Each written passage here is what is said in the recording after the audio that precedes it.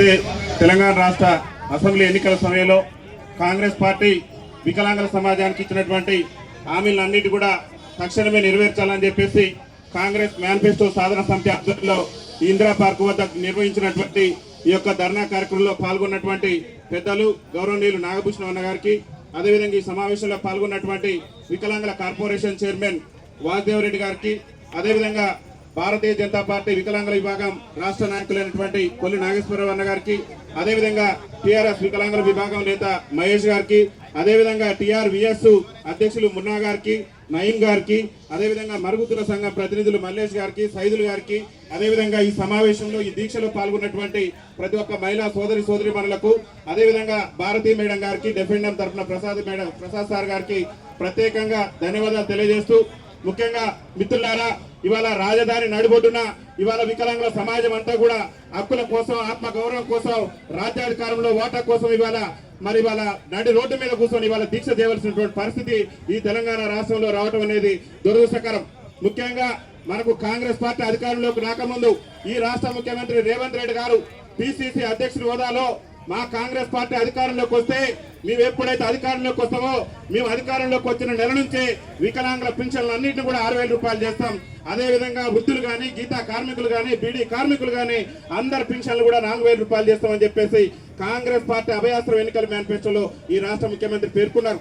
అదొక్కటే కాదు, ఈ రాష్ట్రంలో వికలాంగులందరికీ కూడా, తెలంగాణ రాష్ట్రంలో ఉన్నటువంటి వికలాంగులందరికీ కూడా 100% రాయితీతోని ఉచిత ప్రయాణ సౌకర్యం కల్పిస్తామని చెప్పేసి కూడా కాంగ్రెస్ పార్టీ ఎన్నికల మేనిఫెస్టోలో పొందుపరిచారు. అదొక్కటేనా, తెలంగాణ రాష్ట్ర ఉద్యమంలో క్రియాశీలక పాత్ర పోషించి నాడు బతుకు జీవుడా అంటూ అరే ప్రత్యేక రాష్ట్రం వస్తేనే మనకు ఉద్యోగ ఉపాధి అవకాశాలు వస్తాయని చెప్పేసి నాడు తెలంగాణ రాష్ట్ర సాధన ఉద్యమంలో కూడా వైకల్యాన్ని సైతం కూడా లెక్క చేయనటువంటి వికలాంగుల సోదరులకు మా కాంగ్రెస్ పార్టీ అధికారంలోకి వస్తే ఈ రాష్ట్రంలో బ్యాక్లాగ్ ఉద్యోగాల నోటిఫికేషన్ విడుదల చేసి వెంటనే ఉద్యోగాలను భర్తీ చేస్తామని చెప్పేసి రాష్ట్ర ముఖ్యమంత్రి రేవంత్ రెడ్డి గారు వాళ్ళ ఎన్నికల మేనిఫెస్టోలో పెట్టారు.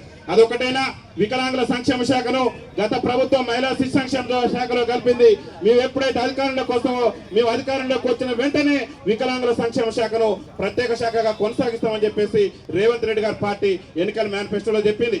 ముఖ్యమంత్రి గారు రేవంత్ రెడ్డి గారు అనేకమైనటువంటి హామీలు ఇచ్చి ఈ రాష్ట్రంలో అసలు కాంగ్రెస్ ప్రభుత్వం వచ్చే పరిస్థితులు లేనటువంటి సందర్భంలో మరి పింఛన్దారుల ఓట్లను, పింఛన్దారులను అందరినీ కూడా నమ్మబలికి మనందరినీ కూడా నట్టేడు ముంచి మనందరిని పింఛన్ పెంచుతాం, అందరికీ కూడా అవకాశాలు ఇస్తాం, వికలాంగులకు ఉద్యోగ ఉపాధి రంగాల్లో ప్రాధాన్యత ఇస్తామని చెప్పేసి మాయ మాటలు చెప్పి రాష్ట్ర ముఖ్యమంత్రి రేవంత్ రెడ్డి మన ఓట్లు వేయించుకొని ఇవాళ రాష్ట్ర ముఖ్యమంత్రిగా గద్దెనెక్కినాక దాదాపు రాష్ట్ర ముఖ్యమంత్రిగా రేవంత్ రెడ్డి గారు బాధ్యతలు చేపట్టి ఇవాళ 2 ఏళ్ల పరిపాలన పూర్తయింది.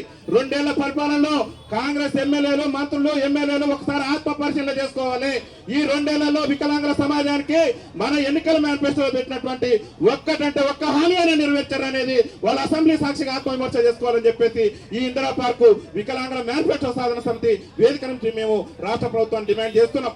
ముఖ్యంగా మీరే చెప్పారు 6,000 రూపాయల పింఛన్ మీ ఎప్పుడైతే అధికారంలోకి వస్తామో అనేక బహిరంగ సభల్లో, అనేక వేదికల్లో ఈ రాష్ట్ర ముఖ్యమంత్రి రేవంత్ రెడ్డి గారే మా కాంగ్రెస్ పార్టీ అధికారంలోకి రాగానే అన్ని వృద్ధులు కానీ, వితంతువులు కానీ, గీతా కార్మికులు కానీ వాళ్ళందరూ 4,000 రూపాయల పింఛన్ తీసుకుంటారు. మా వికలాంగుల సోదరులకు మేము ఎప్పుడైతే అధికారంలోకి వస్తామో అదే నెల 6,000 రూపాయలు ఇస్తున్నాడు. రేవంత్ రెడ్డి గారిని ఇందిరా పార్క్ వేదిక నుంచి అడుగుతున్నాం, రేవంత్ రెడ్డి గారు ఎడిపోయిన మా 6,000 రూపాయలు పెండింగ్ బకాయితో సుద్ధా మీరు ఎప్పటి నుంచి అయితే ఇస్తున్నారో ఆ పెండింగ్ బకాయితో సుద్ధా తక్షణమే ఇచ్చే విధంగా మీరు చట్టసభలలో తీర్మానం చేయాలి. తక్షణమే మా పెండింగ్ పింఛన్లన్నింటినీ కూడా విడుదల చేయాలి. రేవంత్ రెడ్డి గారు ముఖ్యమంత్రి అయితే ఆర్టీసీలో ఉచిత ప్రయాణం ఇస్తానని చెప్పిండు. అరే ఎన్టీ రామారావు గారు ముఖ్యమంత్రి ఉన్నప్పటి నుంచి 50% రాయితీతోనే వికలాంగుల సమాజం ఉచిత ప్రయాణం చేసింది. మరి ఇవాళ మహిళలకు కాంగ్రెస్ పార్టీ చెప్తున్నది మీ మహాలక్ష్మి పథకం కింద మహిళలందరికీ కూడా ఉచిత ప్రయాణ సౌకర్యం కల్పించడం అని చెప్పేసి. అరే 6 గ్యారెంటీలో భాగంగా మీరు మహిళలకు ఇవ్వడాన్ని, మా అక్కలకు, అమ్మలకు, చెల్లెలకు ఇవ్వడాన్ని మేము స్వాగతిస్తున్నాం. కానీ ఏళ్ల తరబడి రాజ్యాధికారానికి దూరమై చట్టసభలలో ప్రాతినిధ్యం లేకుండా ముఖ్యంగా బతుకు జీవుడా అంటూ కాలం వెళ్ళదేస్తూ చాలని పింఛన్లతో దుర్భర జీవితాలు గడుపుతూ అరే ఎన్టీ రామారావు ప్రభుత్వం నుంచే 50% రాయితీతో ప్రయాణం చేస్తున్న మాకు ఉచిత ప్రయాణ సౌకర్యం కల్పిస్తానని నేటి వరకు కూడా నెరవేర్చకుండా మా సమాజం పట్ల రాష్ట్ర ముఖ్యమంత్రి వివక్ష ప్రదర్శించడం అంటే ఇది ఎంతవరకు న్యాయం అనేది కాంగ్రెస్ నాయకులు ఒకసారి ఆలోచన చేయాలి. ముఖ్యమంత్రి గారు ఫ్రీ బస్ పెట్టిన తర్వాత బస్సులలో కనీసం వికలాంగులు కూర్చోవడానికి సీట్లు ఇవ్వట్లేదని చెప్పేసి బస్సులలో చీరలు కట్టుకొని ఈ రాష్ట్ర ముఖ్యమంత్రి నిరసన తెలిపినా కానీ ఈ రాష్ట్ర ముఖ్యమంత్రి గారికి, ఈ రాష్ట్ర మంత్రికి సిగ్గు రాలేదు. ఇవాళ ఎందుకంటే మా వేదన చెప్పినాం, అరే బస్సులలో కూర్చున్నామంటే సీట్ దొరకట్లేదు వికలాంగులకి, మీరు మహిళలకు ఉచితం ఇచ్చారు, మేము స్వాగతిస్తున్నాం, కానీ మా వికలాంగుల సమాజానికి కూడా ఎప్పుడు ఉచితం ఈ ఇందిరా పార్క్ వేదిక నుంచి రాష్ట్ర రవాణా శాఖ మంత్రి పొన్నం ప్రభాకర్ గారిని, రాష్ట్ర ముఖ్యమంత్రి గారిని, ఈ కాంగ్రెస్ ఎమ్మెల్యేలను, కాంగ్రెస్ నాయకులను మేము నిలదీస్తున్నాం. తక్షణమే ఆర్టీసీలో వికలాంగులకు ప్రస్తుతం జరుగుతున్న అసెంబ్లీ సమావేశాల్లోనే ఉచిత ప్రయాణ సౌకర్యం కల్పించే విధంగా తీర్మానం చేయాలి. రేవంత్ రెడ్డి గారు ముఖ్యమంత్రి అయిన తర్వాత అడుగడుగున వికలాంగుల సమాజాన్ని అంచువేటే లక్ష్యంగా పనిచేస్తున్నారు. ముఖ్యంగా వికలాంగుల విద్యార్థులకు విద్యను దూరం చేసినటువంటి ప్రయత్నం ఈ రాష్ట్ర ముఖ్యమంత్రి చేస్తున్నారు. అరే సుప్రీంకోర్టు గైడ్ లైన్స్ ఏమున్నది, ఎవరైతే స్పెషల్ బీఈడి చేసి వికలాంగుల పిల్లలకు బోధించేటటువంటి ఉపాధ్యాయులు ఉన్నారో వాళ్ళను 100% రిక్రూట్మెంట్ చేయాలని చెప్పేసి ఇవాళ సుప్రీంకోర్టు గైడ్ లైన్ చెప్తున్నా కానీ రేవంత్ రెడ్డి ప్రభుత్వం వికలాంగుల మీద ఉన్నటువంటి కక్ష సాధింపు చర్యలో భాగంగా కేవలం 30% మాత్రమే రిక్రూట్మెంట్ చేసి 70% ప్రమోషన్లకు ఇచ్చి ఇవాళ వికలాంగుల విద్యార్థులకు రేవంత్ రెడ్డి ప్రభుత్వం విద్యను దూరం చేసి వికలాంగుల సమాజాన్ని చదువుకు కూడా ఇంతకంటే దౌర్భాగ్యం లేదు. రాష్ట్ర విద్యాశాఖ మంత్రిగా కూడా ఈ రాష్ట్ర ముఖ్యమంత్రి కొనసాగుతూ ఇవాళ వికలాంగుల విద్యార్థులకు ఉపాధ్యాయులు పెట్టినటువంటి ఒక దౌర్భాగ్యకరమైనటువంటి స్థితిలో రాష్ట్ర ముఖ్యమంత్రి గారు ఉన్నారు. ఈ ఇందిరా పార్క్ వేదిక నుంచి చెప్తున్న రాష్ట్ర ముఖ్యమంత్రి గారికి, ఎవరైతే 2024లో డిఎస్సి రాసి మెరిట్ స్కోర్ సాధించినటువంటి మా వికలాంగుల పిల్లలకు బోధించేటటువంటి ఉపాధ్యాయులు ఉన్నారో వాళ్ళందరూ కూడా తక్షణమే మీరు ఉద్యోగ నియామక పత్రాలు అందించి మా వికలాంగుల విద్యార్థులకు ఉపాధ్యాయులు నియమించే విధంగా చర్యలు తీసుకోవాలని చెప్పేసి మేము రాష్ట్ర ప్రభుత్వానికి విజ్ఞప్తి చేస్తున్నాం. ముఖ్యంగా రేవంత్ రెడ్డి గారు చెప్తున్నాం, ఈ రాష్ట్రంలో దుర్భర జీవితాలు గడుపుతున్నటువంటి వికలాంగుల జీవితాల్లో వెలుగులు నిండాలంటే మీరు గత ప్రభుత్వం దళిత బంధాన్ని తెచ్చింది, కానీ మేము ఏమంటున్నాం అంటే 25 లక్షల రూపాయలతోని వికలాంగుల బంధు పథకాన్ని తీసుకొచ్చి మా వికలాంగుల సమాజానికి అండగా ఉండాలని చెప్పేసి ఈ రాష్ట్ర ముఖ్యమంత్రి రేవంత్ రెడ్డి ప్రభుత్వాన్ని మేము నిలదీస్తున్నాం. అరే ఉద్యోగ నియామకాల కోసం, ఉపాధి నియామకాల కోసం, అరే పాఠశాల మెట్లెక్కలేటువంటి మేము పీజీలు పిహెచ్డీ చేసి అరే తెలంగాణ రాష్ట్రం వస్తే మన బతుకులు బాగుపడితే మనకు ఉద్యోగ అవకాశాలు వస్తాయి, ఉపాధి అవకాశాలు వస్తాయని చెప్పేసి మా వికలాంగుల విద్యార్థులు ఇలా పీజీలు పిహెచ్డీలు చేసి ఉద్యోగాల కోసం ఇవాళ రోడ్ల మీద తిరిగేటటువంటి పరిస్థితి ఉన్నది. రేవంత్ రెడ్డి గారు గొప్ప చెప్పేటటువంటి ప్రయత్నం చేస్తున్నాడు. మా రాష్ట్ర ప్రభుత్వం వచ్చిన తర్వాత, మా కాంగ్రెస్ ప్రభుత్వం వచ్చిన తర్వాత అనేక ఉద్యోగ నియామకాలు చేపట్టాం అంటున్నారు. రేవంత్ రెడ్డి గారు అడుగుతున్న ఈ ఇందిరా పార్క్ వేదిక నుంచి కాంగ్రెస్ మేనిఫెస్టో సాధన సంతరించి మేము డిమాండ్ చేస్తున్నాం. ఒక్కటంటే ఒక్క బ్యాక్లాగ్ ఉద్యోగం భర్తీ చేసిన వారు రేవంత్ రెడ్డి ఎందుకు మాయ మాటలతో మా వికలాంగుల సమాజాన్ని మోసం చేస్తున్నావు? నీ తొలి సంతకమే రాష్ట్ర ముఖ్యమంత్రిగా నువ్వు బాధ్యతలు చేపట్టినాక నీ తొలి సంతకమే మా వికలాంగుల సమాజాన్ని మోసం చేయడంతో మొదలుపెట్టినావు. మా వికలాంగుల సోదరి, మా మరుగుచ్చు సోదరి రజనికి ప్రభుత్వ ఉద్యోగం ఇస్తామని చెప్పేసి పత్రికల్లో, మీడియా ఛానళ్లలో ప్రచారం చేసుకుని వికలాంగుల సమాజాన్ని నట్టేట ముంచేసి ఒక అవుట్ సోర్సింగ్ ఉద్యోగించినటువంటి ఒక మోసమైనటువంటి ముఖ్యమంత్రి, ఒక మోసగాడైనటువంటి ముఖ్యమంత్రి నువ్వు. ఇప్పటికైనా నా చలనం తెచ్చుకో. వికలాంగుల సమాజం మేర్కొన్నది, వికలాంగుల్లో ఐక్యత ఏర్పడది. నీ ప్రభుత్వాన్ని నిన్ను గద్దెదించేంత వరకు కూడా ఎంతటి పోరాటానికైనా ఎరకడకుండా మా యొక్క పోరాటాలు ఉధృతం చేస్తాం. అలా వికలాంగుల విద్యార్థులకు ఉపాధ్యాయులు ఉండరు, బస్సులలో వికలాంగుల సీట్లు ఉండవు. నువ్వు వచ్చిన దగ్గర నుంచి అడుగునా మా వికలాంగుల సమాజం మీద వివక్ష కొనసాగుతుంది. ఒక్కటంటే ఒక్క మంచి పని చేసిన రేవంత్ రెడ్డి. అరే గతంలో కూడా మాకు కిరణ్ కుమార్ రెడ్డి గారు మంత్రిగా ఉన్నప్పుడు, ముఖ్యమంత్రిగా ఉన్నప్పుడే మాకు పరిశ్రమల రంగంలో రిజర్వేషన్ ఉండేది. ఈ రేవంత్ రెడ్డి గారు ఎప్పుడైతే ముఖ్యమంత్రి అయిందో పరిశ్రమల రంగంలో ఉన్న రిజర్వేషన్ ఎత్తేసిండు. అరే ఇలా వికలాంగుల క్రీడాకారుల పరిస్థితి రాష్ట్రంలో దయనీయంగా తయారైంది. ఇలా వికలాంగులు దేంట్లో కూడా తీసుకోరు.